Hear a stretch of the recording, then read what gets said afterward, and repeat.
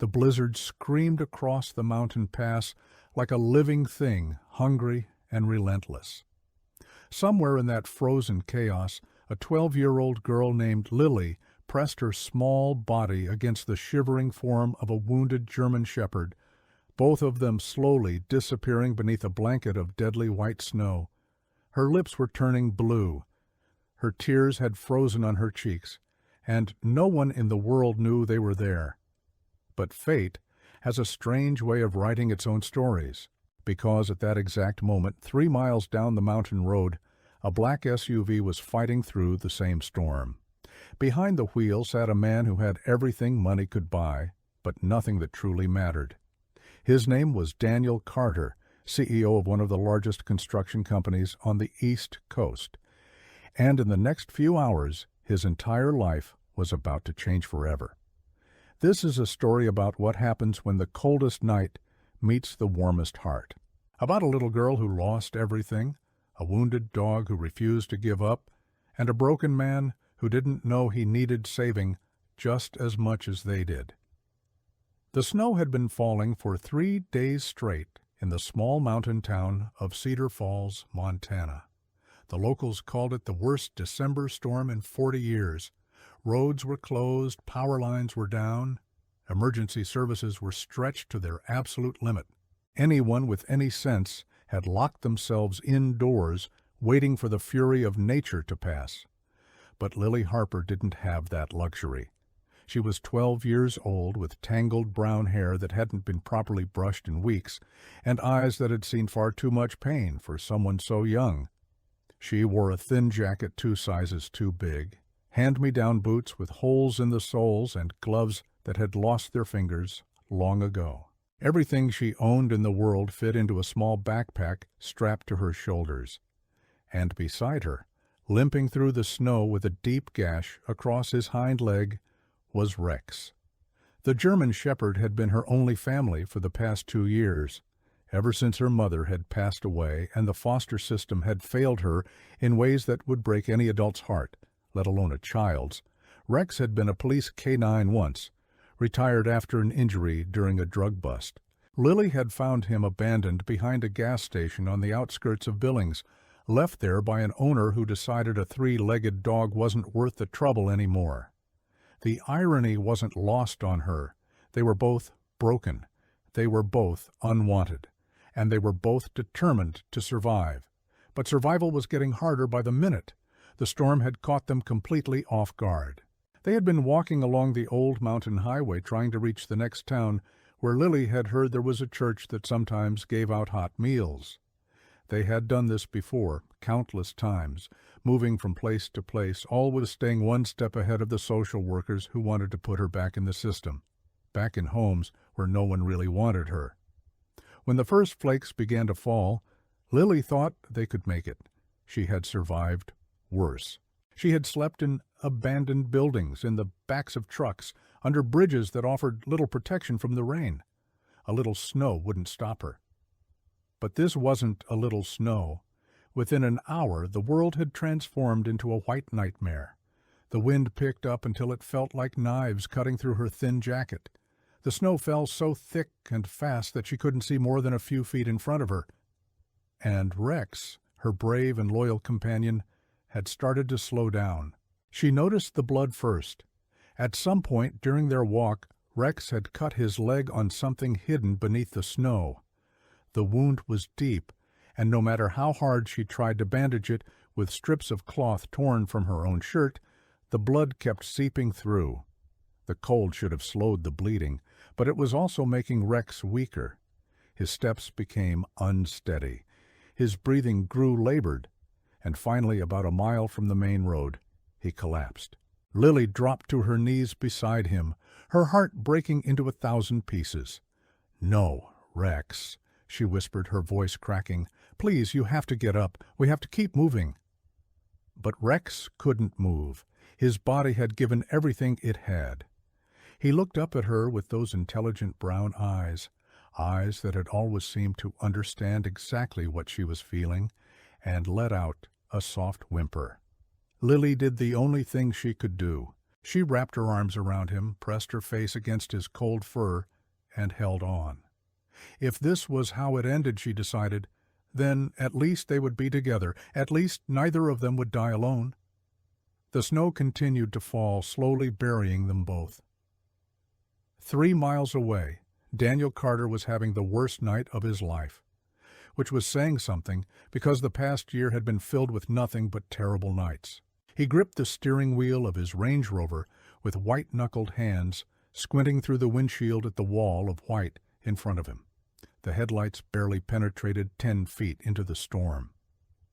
The GPS had lost signal an hour ago, and the rational part of his brain kept screaming at him that he should have stayed at the hotel, that driving through a blizzard was insane, that no business meeting was worth dying for. But Daniel Carter didn't care about dying, not anymore. 6 months ago, he had been on top of the world. His company was thriving. His penthouse apartment in Manhattan overlooked Central Park. He had a beautiful wife, a promising future, and the kind of success that most people only dreamed about. Then came the divorce papers. His wife, Victoria, had handed them to him on a Tuesday morning, right after breakfast, as casually as if she were giving him the morning newspaper. She had been cheating on him for 2 years, she admitted, with his business partner, no less, and now she wanted half of everything he had built. The court battle that followed was brutal. His so-called partner betrayed him in the most devastating way possible, revealing company secrets to competitors, stealing clients, and ultimately forcing Daniel out of his own company in a hostile takeover. By the time the dust settled, Daniel had lost his marriage, his business, and his faith in humanity. All he had left was money, lots of it, ironically. But money, he had learned the hard way, meant absolutely nothing when you had no one to share it with. So when he received word that there was a potential investor interested in helping him rebuild, someone who lived in a remote mountain town in Montana, Daniel had jumped at the chance. Not because he cared about rebuilding anymore, but because he needed something, anything, to distract him from the emptiness that had taken up residence in his chest. The blizzard had other plans. His car had been fighting the weather for the past hour, slowly losing the battle. The engine coughed and sputtered. Warning lights flickered on the dashboard like angry fireflies, and then, with a final defeated groan, the vehicle died completely. Daniel sat in the sudden silence, listening to the howl of the wind outside. For a long moment he didn't move. A voice in his head, dark and seductive, whispered that this was fitting, that maybe this was how it was supposed to end. Daniel Carter, the man who had everything and lost it all, frozen to death on some forgotten mountain road in the middle of nowhere. Nobody would even notice he was gone. He closed his eyes, and then he heard it. It was faint, almost swallowed by the roar of the storm, but it was unmistakable, a sound that cut through the darkness and reached something deep inside him, something he thought had died, along with his marriage. It was the cry of a dog. Daniel's eyes snapped open. He listened, hardly daring to breathe. For a moment there was nothing but the wind. Then it came again, a high-pitched whine, full of pain and desperation. Before he knew what he was doing, Daniel was out of the car. The cold hit him like a physical blow, stealing the breath from his lungs. He was wearing a designer coat that cost more than some people's monthly rent, but it might as well have been made of paper for all the protection it offered against the brutal Montana winter. He didn't care? That sound had triggered something primal in him, some ancient instinct that refused to be ignored. Someone was out there. Something was suffering, and despite everything he had been through, despite all the walls he had built around his heart, Daniel Carter was not the kind of man who could walk away from suffering. He pushed into the storm, following the sound. The snow was up to his knees within seconds, dragging at his expensive leather shoes, soaking through his socks, numbing his feet. The wind screamed in his ears, trying to push him back, trying to make him give up. He kept going. The whine came again, closer now, and with it another sound. Fainter, weaker, the sound of a human voice, barely more than a whisper. "Please, Someone. Daniel's heart nearly stopped. That was a child's voice. He ran, stumbled, fell face first into the snow, got up and ran again, his lungs burning, his muscles screaming in protest, his entire body fighting against the merciless cold. And then he saw them. At first, it looked like nothing more than a small mound of snow, indistinguishable from the thousands of other drifts scattered across the landscape.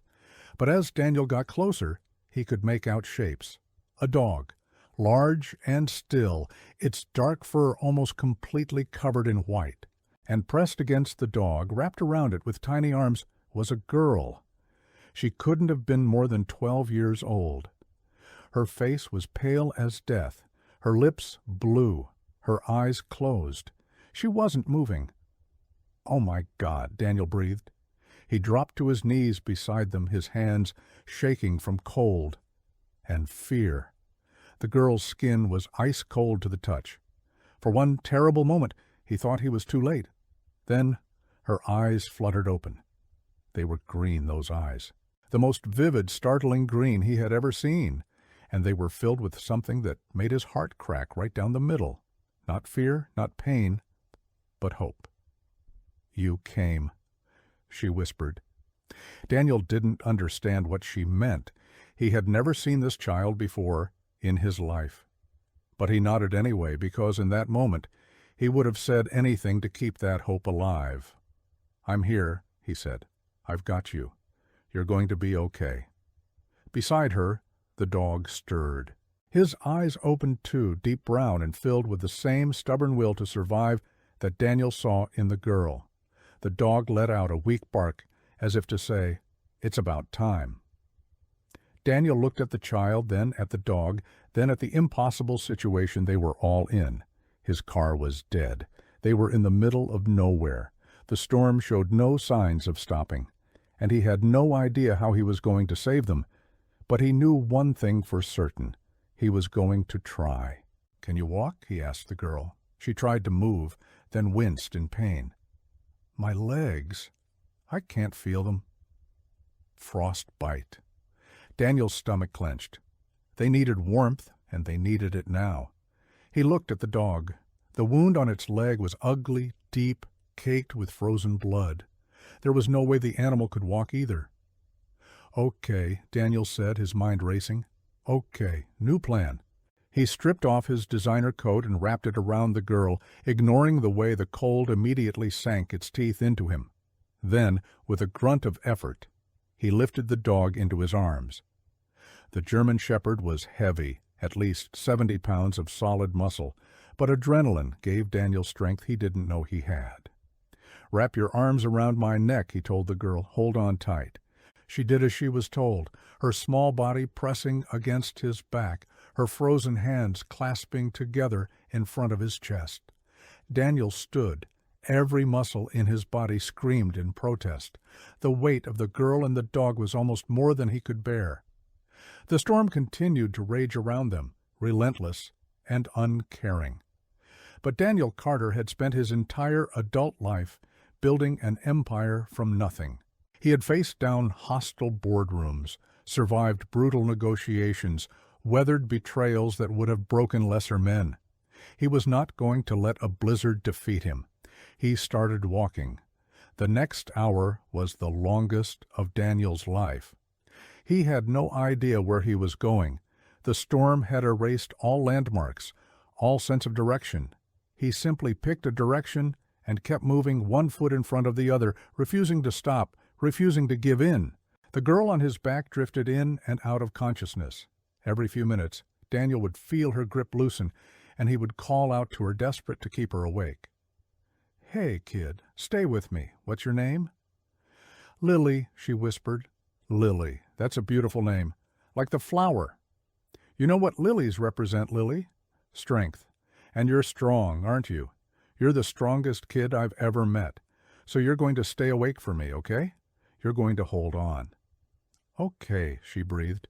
The dog in his arms whined softly, as if agreeing. "What about him?" Daniel asked, nodding toward the German Shepherd. "What's his name?" "Rex. Rex. Good name for a king," "Is he your dog?" Lily was quiet for a moment.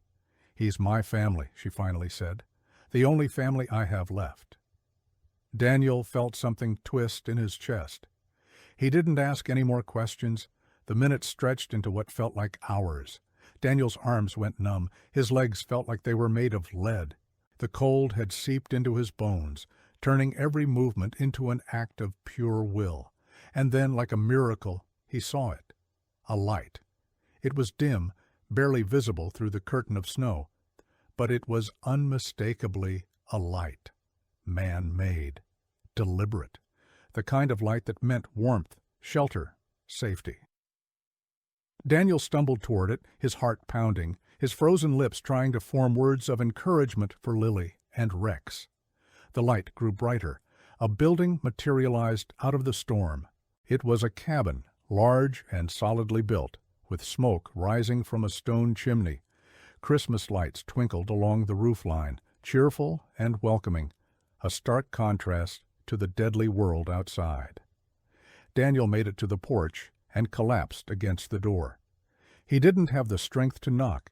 He simply lay there, holding Lily and Rex, praying that someone would find them. The door opened, warmth flooded out, washing over Daniel like a wave. He looked up and saw a woman standing in the doorway. She was middle-aged, with kind eyes and gray hair pulled back in a practical bun. Behind her, a fire crackled in a massive stone fireplace.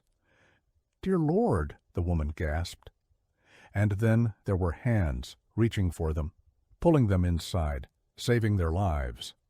The next few hours passed in a blur of warmth and confusion. Daniel learned that the cabin belonged to Margaret Chen, a retired veterinarian who had moved to the mountains 10 years ago to escape the chaos of city life. She was the one who had put up the Christmas lights, hoping that anyone caught in the storm might see them and find their way to safety. She hadn't expected her lights to actually save 3 lives that night. Margaret worked with the efficiency of someone who had spent decades dealing with emergencies.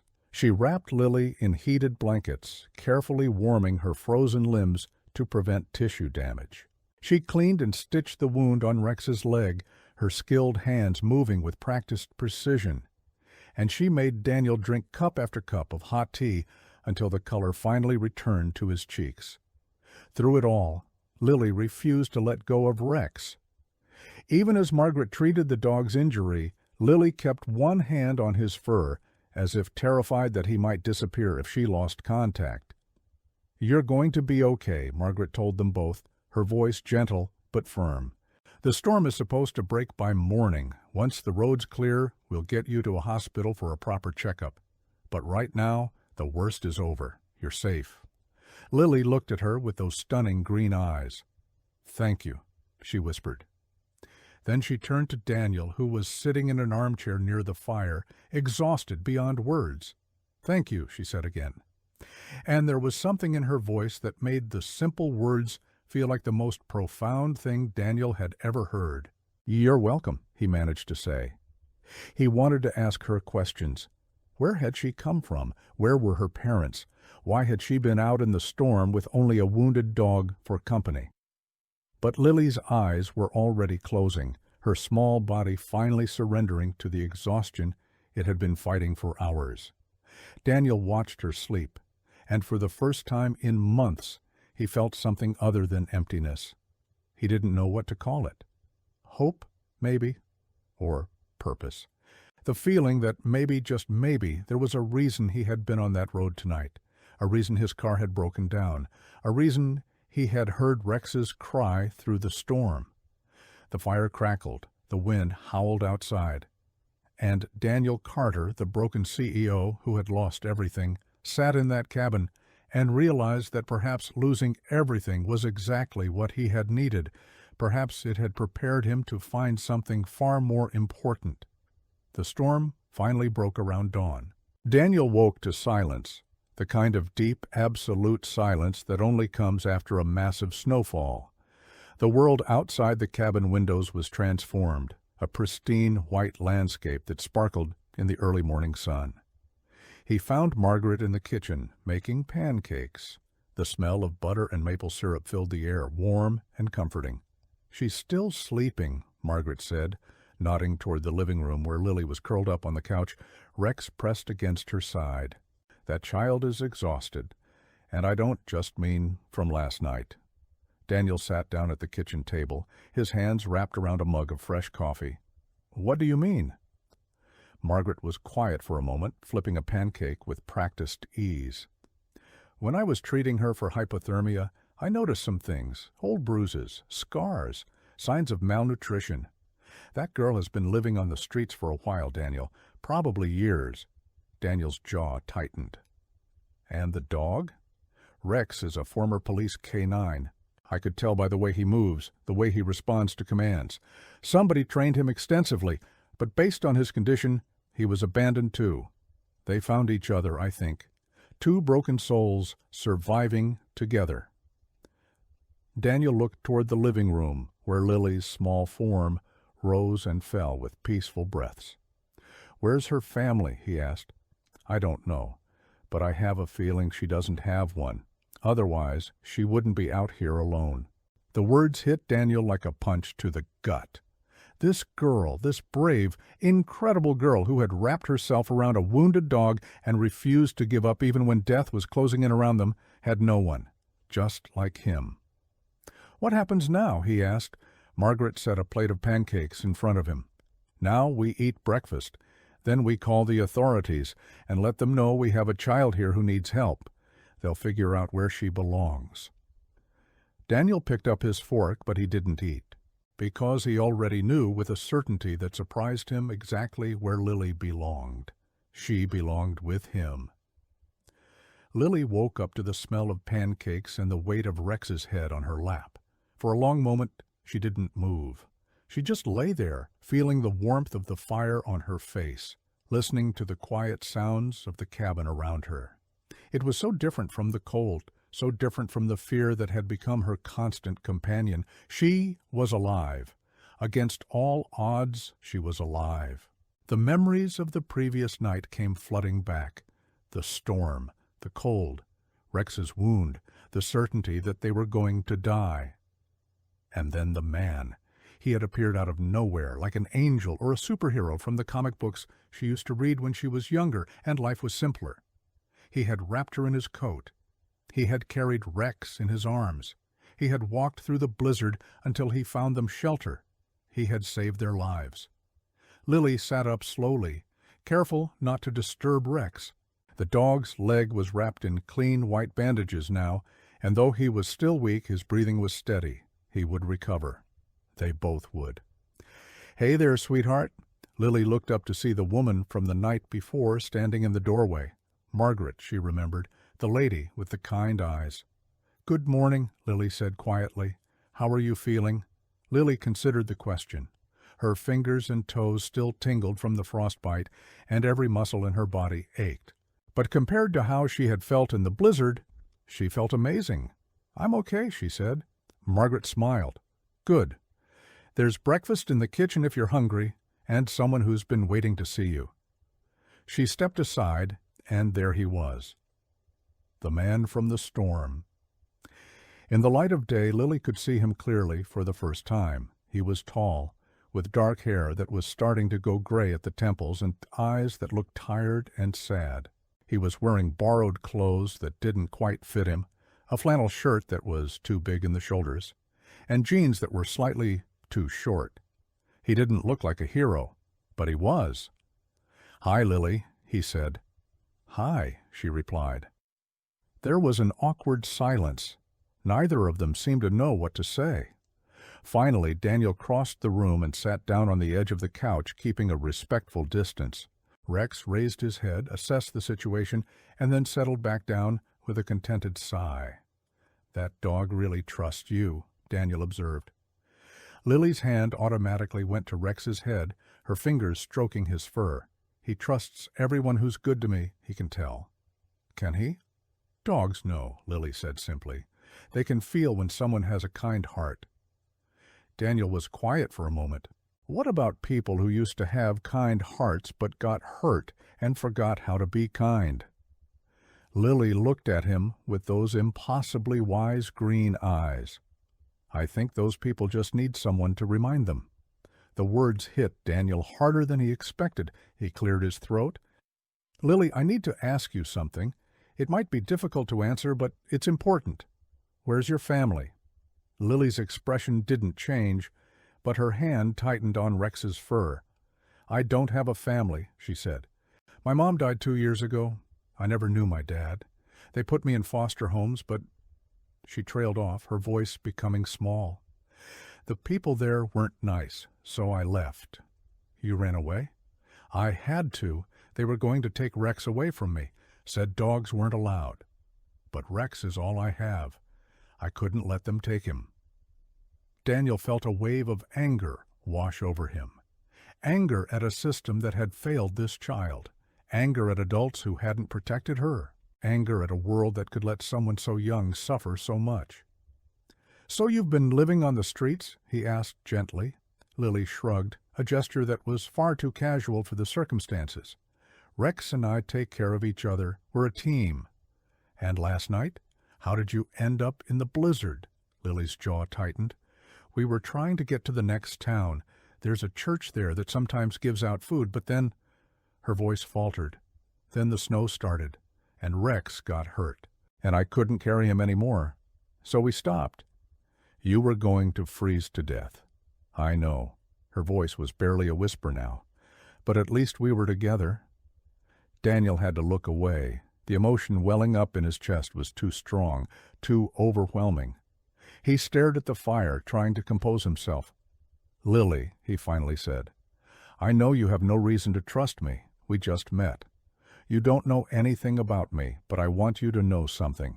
I'm not going to let you go back to the streets. I'm not going to let anyone take Rex away from you, and I'm going to make sure you never have to be cold or hungry again. Lily looked at him, uncertainty warring with hope in her eyes. How? Daniel took a deep breath. I don't know yet, but I'm going to figure it out. I promise. It was a reckless promise. He knew that. He had no idea how child custody worked, no idea what legal hoops he would have to jump through, no idea if it was even possible for a single man with a recently destroyed life to adopt a homeless child. But none of that mattered. Because when he looked at Lily, when he saw the strength in her eyes and the love she had for that wounded dog, he saw something that he thought he had lost forever. He saw hope. And he was not going to let it slip away. The days that followed were a whirlwind of activity. Margaret, as it turned out, was not just a retired veterinarian. She was also a woman with connections. Her late husband had been a judge, and she still knew people in the legal system who owed her favors. She made phone calls, pulled strings, called in debts that had been owed for decades.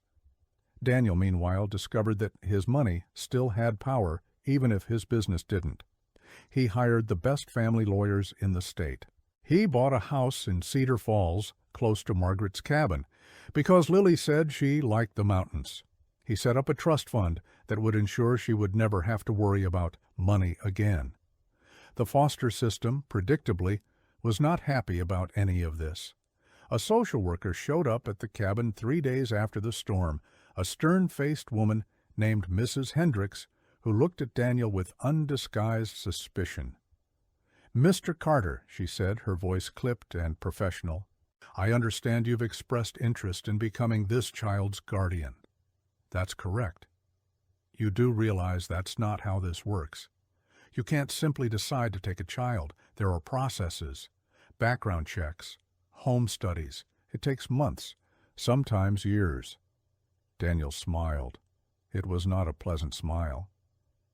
Mrs. Hendricks, I've spent the last 15 years navigating the most complex business deals in the country. I've negotiated with governments. I've closed billion-dollar mergers. I assure you, I am fully prepared to navigate your process. The social worker's eyes narrowed. This isn't a business deal, Mr. Carter. This is a child's life. I'm aware of that. Daniel's voice softened. Believe me, I'm more aware of that than you could possibly know. That child saved my life, Mrs. Hendricks. Not physically, maybe, but in every other way that matters. I am going to do whatever it takes to give her the life she deserves. And if that means jumping through every hoop your system requires, then that's exactly what I'll do." For a long moment, Mrs. Hendricks just stared at him. Then, slowly, her expression shifted. The suspicion faded, replaced by something that might have been respect. "We'll see, Mr. Carter," she said. "We'll see." The process was every bit as difficult as Mrs. Hendricks had warned. There were interviews, dozens of them. Daniel had to account for every detail of his life, from his childhood to his business career to his failed marriage. He had to explain why he wanted to adopt a child. He had to prove that he could provide a stable home. Lily went through her own battery of interviews, psychologists, social workers, therapists. They all wanted to know about her time on the streets, about the foster homes that had failed her, about the trauma she had endured. Through it all, Rex was by her side. The lawyers had initially balked at the idea of allowing a dog in the interviews, but Lily had made it clear that she and Rex were a package deal. Where she went, he went. Eventually, they stopped fighting her on it. The weeks turned into months. Winter melted into spring. Daniel watched Lily transform before his eyes. The haunted look gradually faded from her face. She started smiling more, laughing more. She made friends with the children of Margaret's neighbors. She started school, catching up on years of missed education with a determination that astounded her teachers. And always, Rex was there. The German Shepherd had made a full recovery thanks to Margaret's expert care. His leg would never be quite the same, but it didn't slow him down. He followed Lily everywhere, a constant shadow, a living reminder of everything they had survived together. Daniel, too, was changing. He found himself smiling more, worrying less about the business empire he had lost, more about the family he was building. He discovered that he loved teaching Lily how to play chess, loved cooking dinner with her in the kitchen, loved sitting by the fire on cold nights while she read books aloud with Rex curled at her feet. He was becoming a father, not by blood but by choice, by love, by the strange alchemy of fate that had brought them together on the worst night of their lives. 6 months after the storm, the final hearing was held. Daniel stood in a wood-paneled courtroom, his heart pounding in his chest. Lily sat beside him, dressed in a new blue dress she had picked out herself, Rex lying obediently at her feet. The judge, an older man with white hair and kind eyes, reviewed the file in front of him. "Mr. Carter," he said, "I have reviewed your case extensively. I've read the reports from the social workers, the psychologists, the home study evaluators. I've spoken with the child's therapists and teachers. And I've taken into account the extraordinary circumstances that brought you and this young lady together." He paused, looking down at Lily. "Lily, I understand you have something you'd like to say to the court." Lily stood up, her small hands clasped in front of her. Rex immediately rose beside her, as if understanding the importance of the moment. "Your Honor," she said, her voice clear and strong. "Before I met Daniel, I didn't believe in families. Every family I ever had let me down. My mom died. My foster parents didn't care about me. I thought I was going to spend my whole life alone except for Rex." She took a breath. "But then Daniel found us in the blizzard. He didn't have to stop. He didn't have to help us. It was cold and dangerous, and he could have just kept going. But he didn't. He carried Rex in his arms and me on his back, and he didn't give up until he saved us." Her voice wavered, but she kept going. "And he's been saving us ever since. Not just from the cold, but from being alone, from being scared, from thinking that nobody wanted us." She turned to look at Daniel, her green eyes shining with tears. "I know he's not my real dad, but he's the only person who's ever made me feel like I have a real home, and I really, really hope you'll let us be a family." The courtroom was silent. Daniel felt tears streaming down his face, and he didn't care who saw them. The judge was quiet for a long moment. Then he smiled. "It is the judgment of this court that the petition for adoption is hereby granted. From this day forward, Lily Harper shall be known as Lily Carter. Congratulations, Mr. Carter. You have a daughter." Lily turned and threw herself into Daniel's arms. He caught her, held her tight, and for the first time in over a year, felt truly, completely whole. Rex barked once, a sharp, joyful sound that echoed through the courtroom, and somewhere outside, the sun broke through the clouds, flooding the world with light. 5 years passed. Lily grew from a traumatized 12-year-old into a confident young woman. She excelled in school, developed a passion for veterinary medicine inspired by Margaret, and volunteered at the local animal shelter every weekend. Rex grew old beside her, his muzzle turning gray, his steps slowing, but his devotion never wavering. Daniel rebuilt his life in ways he never expected. He started a new company, smaller than his old one, but more meaningful. He focused on building affordable housing for families in need, using his wealth and expertise to ensure that no child would ever have to sleep on the streets the way Lily once had. He never remarried. He didn't need to. The love he had found with his daughter was more than enough. And then, one autumn afternoon, a letter arrived. It was addressed to Daniel, marked with an official seal he didn't recognize. He opened it with curiosity, read the first few lines, and felt the blood drain from his face. "Lily," he called out, his voice strange, "can you come here for a moment?" Lily appeared in the doorway, now 17, her brown hair long and healthy, her green eyes bright with life. Rex padded beside her, moving slowly these days, but still faithful. "What is it, Dad?" Daniel held out the letter. "It's from a law firm in New York. They've been searching for you for years. Apparently," he paused, trying to find the right words, "apparently your biological father was a man named Robert Sinclair. He passed away recently, and according to his will—" He trailed off, unable to continue. Lily took the letter, her brow furrowed. She read it in silence, her expression shifting from confusion to disbelief to something that looked like shock. "Dad," she whispered, "this says I'm entitled to an inheritance. It says my biological father was the founder of Sinclair Industries. It says I'm the sole heir to—" She couldn't finish the sentence. Daniel nodded slowly. $300 million. The silence that followed was deafening. Rex, sensing the tension, pressed himself against Lily's leg. "I don't understand," Lily finally said. "Why didn't he ever try to find me? If he was that rich, why did he let me live on the streets? Why did I almost die in that blizzard?" Daniel took the letter from her trembling hands. "According to this, he didn't know you existed. Your mother never told him she was pregnant. He found out about you after she died, but by then you had already disappeared from the foster system. He's been searching for you ever since." Lily sank into a chair, her face pale. "He was looking for me," she said quietly. "All those years I was running, all those years I thought no one cared. Someone was actually looking for me." Daniel knelt in front of her, taking her hands in his. "Lily, listen to me. This doesn't change anything." "Not really. Yes, you have a biological father you never knew. Yes, you're apparently an heiress to a fortune. But you know what? None of that matters." He squeezed her hands. "What matters is who you've become.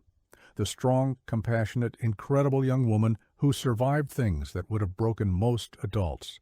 The girl who wrapped herself around a wounded dog and refused to give up. The daughter who has made me prouder than I ever thought possible." Lily looked at him, tears sliding down her cheeks. "You're my dad," she said. "You're my real dad. A piece of paper doesn't change that." "No," Daniel agreed, his own eyes wet. "It doesn't."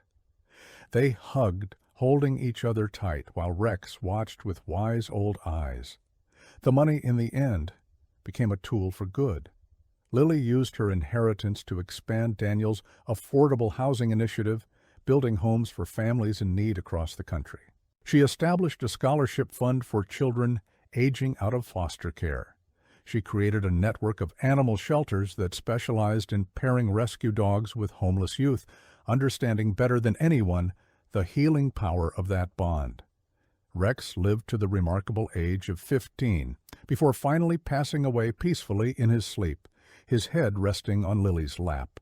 She mourned him deeply, but she also celebrated the life he had lived, the love he had given, and the role he had played in her survival. A year later, she adopted a new German Shepherd, a retired police canine named Shadow, who had been injured in the line of duty and needed a home. The cycle continued. And Daniel watched it all with a heart so full it sometimes hurt. He thought often about that night in the blizzard, about the moment his car had died and he had heard Rex's cry through the storm, about the split-second decision to step out into the cold instead of staying in the warmth and waiting for death. He had thought in that moment that he had nothing left to live for. He had been so wrong, because out there in the storm, waiting for him, was everything he never knew he needed: a daughter, a purpose, a reason to keep fighting. Life, he had learned, has a strange way of giving you exactly what you need, exactly when you need it most. Sometimes it comes in the form of a blizzard. Sometimes it comes in the form of a wounded dog. And sometimes it comes in the form of a little girl with green eyes and a heart full of hope, reaching out through the darkness and asking you to save her, when really she was the one saving you all along. The night before Lily's high school graduation, Daniel found her sitting on the porch of their mountain home, staring up at the stars. He sat down beside her, 2 cups of hot chocolate in his hands. "Nervous about tomorrow?" he asked. Lily shook her head. "Not really. I was just thinking about Mom."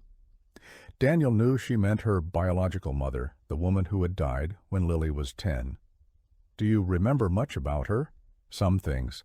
She used to sing to me before bed, and she always smelled like lavender." Lily paused. "I think she would have liked you." Daniel felt a lump form in his throat. "I think I would have liked her, too. She raised an amazing daughter." Lily smiled. "She raised the beginning of me. You raised the rest."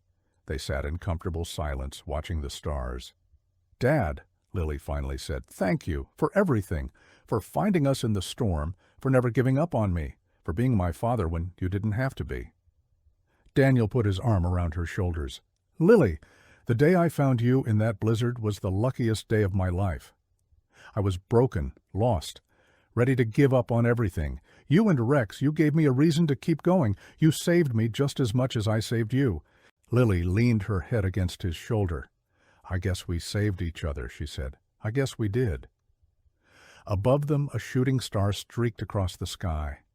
And in the mountains of Montana, a father and daughter sat together, 2 survivors who had found each other in the darkest storm and emerged into the light. Because that's the thing about blizzards. They can bury you.